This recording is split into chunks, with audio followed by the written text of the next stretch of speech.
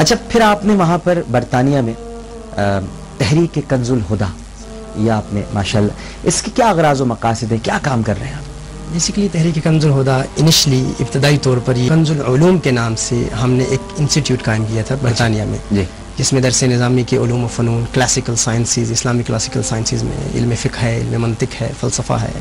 اصول فقہ ہے، جو ہمارے یہاں پر متداول علوم ہیں وہ پڑھائے جاتے تھے. پھر مدینہ المنورہ میں اپنے شیخ کی بارگاہ میں حاضری ہوئی، چونکہ ملک شام سے بھی میرا تعلق رہا ہے، وہاں پر بھی علوم جی جو شامی آپ ہیں تو وہ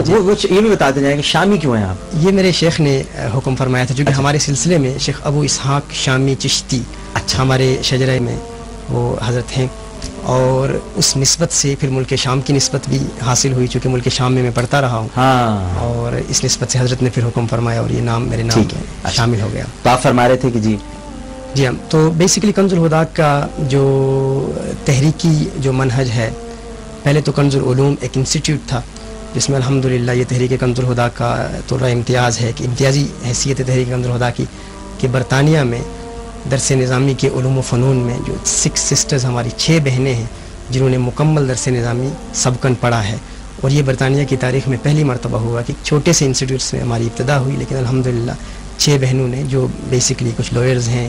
ڈاکٹرز ہیں، میڈیکل ڈاکٹرز ہیں، انہوں نے ابتدا کی. پھر جب ہم لوگ وہاں ان کی تکمیل کے بعد اس میں بردرز بھی تھے ساتھ، وہ بھی علوم و فنون پڑھ رہے تھے. اس کے بعد پھر ہم ملک شام میں جب مدینہ المنورہ میں اپنے شیخ سے ملاقات ہوئی تو حضرت نے حکم فرمایا کہ اس کنز العلوم کو ایک منظم تحریک کی شکل دینا ہے اور کنز الہدیٰ کے نام سے اس کو متعارف کرائیں. پھر کنز الہدیٰ 2008 میں ایک پریکٹیکل کام شروع ہوا ہمارا، اور الحمدللہ اس کم وقت میں، کم مدت میں بڑی تیزی سے کام الحمدللہ پھیل رہا ہے. ماشاءاللہ. ناظرین کرام ایک چھوٹا سا وقفہ لیتے ہیں یہاں پر، وقفے کے بعد دوبارہ حاضر